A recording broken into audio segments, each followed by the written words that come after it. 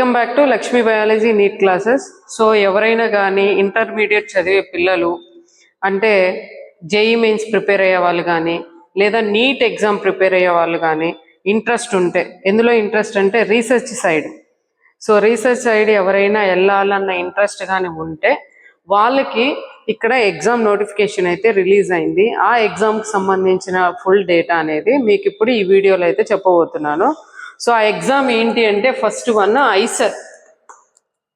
ఐసర్ అంటే Indian institution of science education and research. So ఎవరైనా చాలా మంది వెళ్ళాలనుకుంటారు కదా, సో దానికి సంబంధించిన ఎగ్జామ్ ఇది. ఎప్పుడు ఎగ్జామ్ నోటిఫికేషన్ రిలీజ్ అయింది అంటే మీకు మార్చ్ 5th నుంచి అప్లికేషన్ అయితే స్టార్ట్ అయ్యింది. So April 13 last. సో ఈరోజు అయితే నాకు తెలిసి మార్చి 6th. సో 13th వరకు మీకు లాస్ట్ డేట్ ఉంది. ఇంట్రెస్ట్ ఉన్న వాళ్ళు అప్లై చేసుకోండి. నెక్స్ట్ వచ్చేసరికి ఎగ్జామ్ ఎప్పుడు అంటే June 7th. అలాగే టైం వచ్చేసరికి ఎగ్జామ్ టైము 9 AM నుంచి 12 PM. 12 AM. Next computer based exam. అలాగే క్వశ్చన్స్ వచ్చేసరికి 60 క్వశ్చన్స్ ఉంటాయి. ఈచ్ వన్ వచ్చేసరికి 4 మార్క్స్ ఉంటాయి.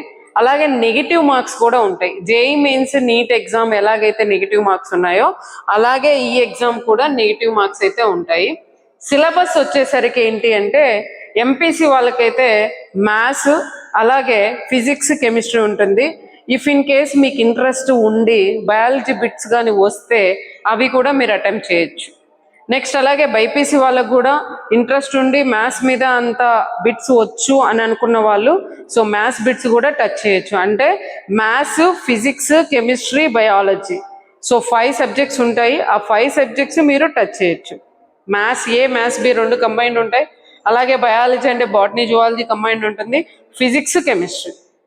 సో అందరూ రాయొచ్చు ఎంపీసీ అండ్ బైపీసీ ఈ సబ్జెక్ట్స్ అని. నెక్స్ట్ వచ్చేసరికి జనరల్ ఫీజు ఎంత ఉంటుందంటే 2000 ఉంటుంది. అలాగే ఎస్సీ ఎస్టీ వాళ్ళకైతే 1000 ఉంటుంది ఫీజు. నెక్స్ట్ ఫారిన్లో చదివే వాళ్ళకైతే 12,000 ఉంటుంది. నెక్స్ట్ మినిమం మీరు మాత్రం మార్క్స్ అనేవి మినిమం ఇంటర్మీడియట్లో అంటే 12th క్లాస్లో మినిమం మీకు 60% వచ్చేసి ఉండాలి.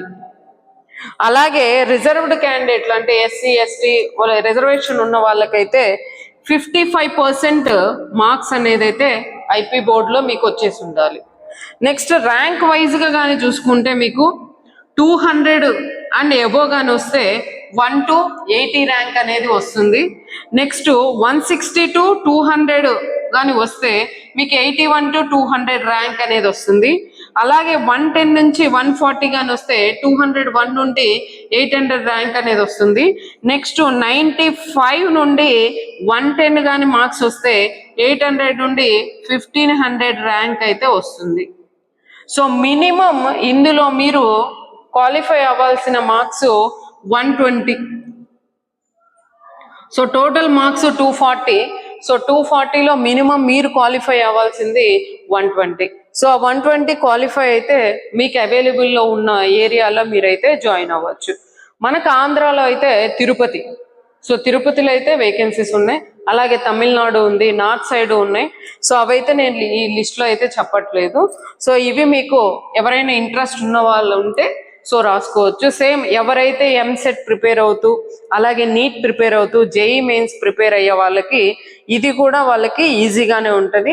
సేమ్ సబ్జెక్టు ఇంటర్మీడియట్ సబ్జెక్టే. ఇంటర్మీడియట్లో మీరు ఏదైతే నేర్చుకొని ఉంటారో అవే ఇంటర్మీడియట్ టాపిక్స్ ఈ ఎగ్జామ్కి. స్పెషల్గా మీరు నేర్చుకోవాల్సిన అవసరం అయితే లేదు. ఓకే అమ్మా, బాయ్.